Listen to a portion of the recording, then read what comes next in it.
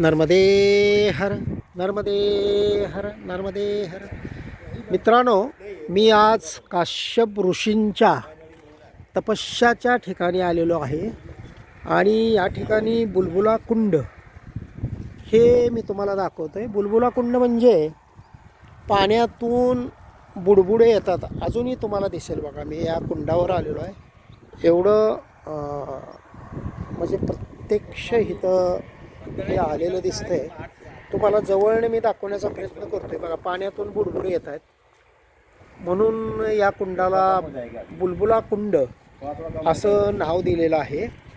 आणि अशा पद्धतीचं हे अत्यंत पवित्र असं काश्यप ऋषींच्या ठिकाणी मी आलेलो आहे. मी तुम्हाला काश्यप ऋषींचं तपस्या स्थान दाखवणार आहे थोड्याच वेळात. या ठिकाणचं आपल्याला बुलबुला कुंड बघून झाल्यानंतर मी तुम्हाला तिकडे घेऊन जात आहे. मित्रांनो, हे आहे काश्यप ऋषींचं तपश्चर्या ठिकाण.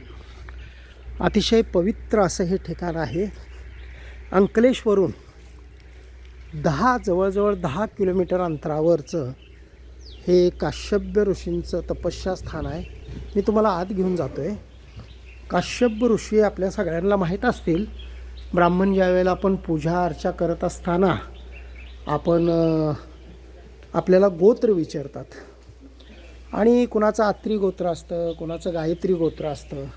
पण ज्या लोकांना, बऱ्याचशा लोकांना मी मंदिरात घेऊन चाललो आहे तुम्हाला. मुख्य मंदिर या ठिकाणी काश्यप ऋषींनी तपश्चर्या केलेली आहे. आणि ज्या वेळेला ब्राह्मण आपल्याला विचारतात त्यावेळेला आपल्याला गोत्र माहीत नसतं. त्यावेळेला काश्यप गोत्र म्हणून अतिशय सुंदर आणि सुरेख शिवलिंग आपल्याला काश्यप ऋषींच्या या तपश्चर्याच्या ठिकाणी पाहायला मिळते. मित्रांनो, जरूर दर्शन घ्या. अतिशय सुंदर असं हे शिवलिंग, काश्यप शिवलिंगचं दर्शन मी आपल्याला दाखवतो आहे. या ठिकाणी अतिशय पवित्र अशा जागेत आपण या ठिकाणी आलेलो आहे.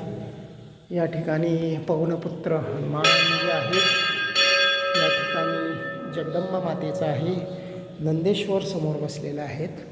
आणि अशा पवित्र मंदिरामध्ये आपल्या सर्वांच्या